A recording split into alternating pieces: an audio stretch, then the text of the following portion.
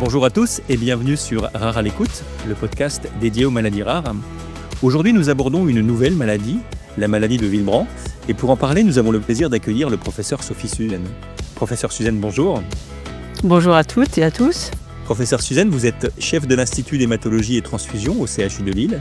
Vous êtes coordonnatrice de la filière MEMO, la filière des maladies rares de l'hémostase, et du centre de référence coordonnateur de la maladie de Willebrand, qui a mis à disposition les PNDS sur la maladie de Willebrand. Alors, professeur Suzanne, pour débuter notre entretien, qu'appelle-t-on maladie de Willebrand ? Alors, la maladie de Willebrand ou les maladies de Willebrand, on va voir qu'il y a plusieurs formes. Elles sont liées à un déficit quantitatif ou qualitatif du facteur Willebrand. Alors, une fois qu'on a dit ça, de quoi s'agit-il ? Eh bien, le facteur Willebrand, on va pour ce podcast résumer à 3 grandes fonctions. Une interaction avec les plaquettes sanguines, une interaction avec le collagène des parois vasculaires et une fonction de stabilisation du facteur 8 de la coagulation. Eh bien, la maladie de Willebrand, elle est liée soit à un défaut de toutes ces fonctions, soit à un défaut sur une de ces fonctions, et c'est ce qui différencie les différents types. Alors, grossièrement, on en a 3 types.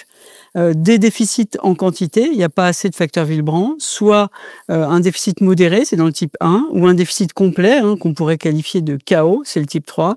Et puis, quand on touche à une des fonctions, on a les types qualitatifs ou type 2. Alors, la question de la prévalence et des chiffres, elle est intéressante et vous allez voir qu'on est quand même un peu embêté parce que autant on arrive à peu près à avoir une définition et un chiffre sur la prévalence de l'anomalie biologique, c'est-à-dire soit un variant moléculaire, donc une anomalie au niveau du gène, soit des défauts d'activité ou des dosages de la protéine insuffisants. Et là, on sait qu'on est à peu près à 1 sur 1000, et c'est ce qui fait dire 1 sur 100, 1 sur 1000, ce qui fait dire que c'est la maladie la plus fréquente de l'hémostase.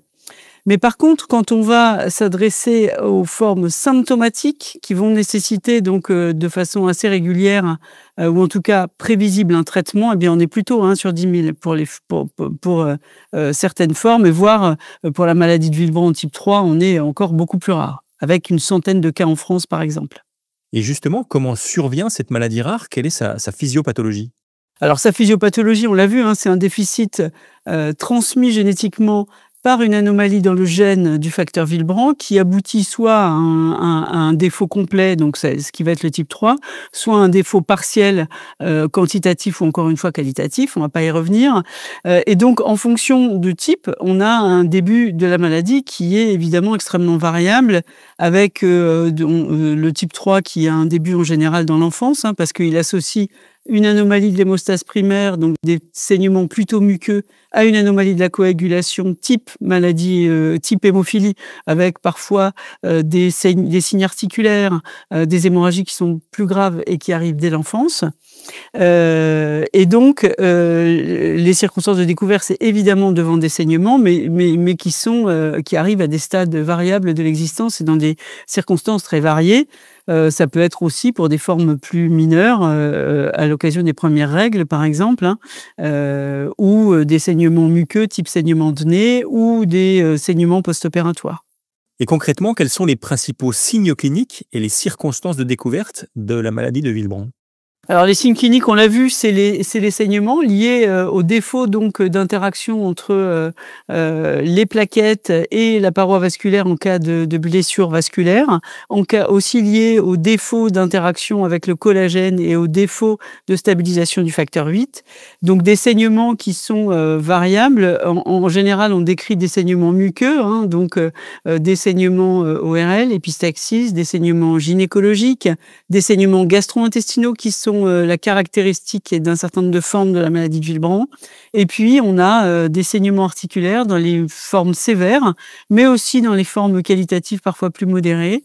Et les circonstances de découverte, donc, elles sont liées à ces symptômes et elles sont aussi parfois liées à une anomalie d'un bilan de coagulation qui sera fait en préopératoire, soit parce qu'il y a des signes dans la famille, soit parce que on a des éléments que l'on va revoir sur les scores qui permettent de dire tiens, là il y a peut-être quelque chose et il faut donc aller explorer biologiquement la coagulation de cette patiente ou de ce patient avant une chirurgie ou une procédure invasive. Et à ce stade précoce, professeur Suzanne, est-ce qu'il est utile d'établir un score hémorragique pour ces patients? Oui, parce que contrairement, à d'autres maladies de l'hémostase, en réalité, vous et moi, nous avons des saignements de nez. Les femmes ont parfois des saignements, menstruels, qui, durent au-delà de la normale. Et donc, ces symptômes qui sont finalement quasi normaux, ce qui est anormal dans la maladie de Villebrand, c'est leur intensité ou leur fréquence. Et pour enlever toute part de subjectivité à cette évaluation, effectivement, nous cotons les symptômes. Et cette cotation, par exemple, j'ai eu un saignement de nez et on a été obligé de me transfuser ou on a été obligé de me faire un geste hémostatique. Eh bien, ce chiffre qui va être associé à un symptôme va donner un caractère objectif à la symptomatologie de la maladie et va permettre de dire oui, chez ce patient, il va falloir aller plus loin et il va falloir faire une exploration biologique à la recherche de la maladie de Villebrand. Donc c'est extrêmement important et la façon dont on pose les questions et dont on définit la sévérité du symptôme est très codifiée. Alors c'est un peu long de faire un score hémorragique, mais c'est ce qui permet de donner toute la valeur à l'exploration biologique qui est parfois assez spécialisée et qu'il va falloir parfois répéter. C'est très clair. Et pour conclure, professeur Suzanne, en cas de doute ou de symptômes évocateurs, où adresser ces patients? Dans des centres de référence.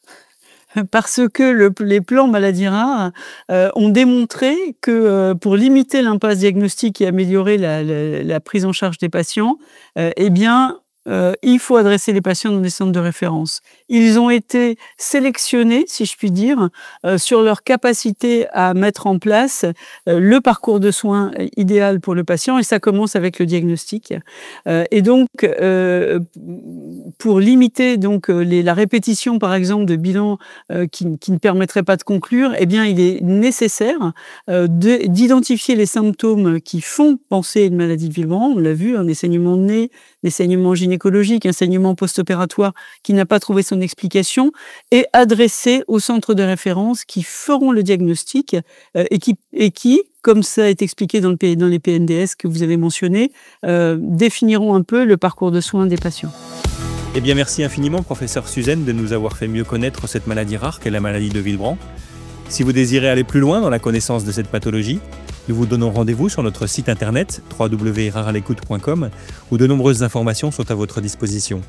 Nous vous remercions de votre fidélité et nous vous donnons rendez-vous sur la chaîne Rare à l'écoute pour un prochain numéro sur cette maladie rare.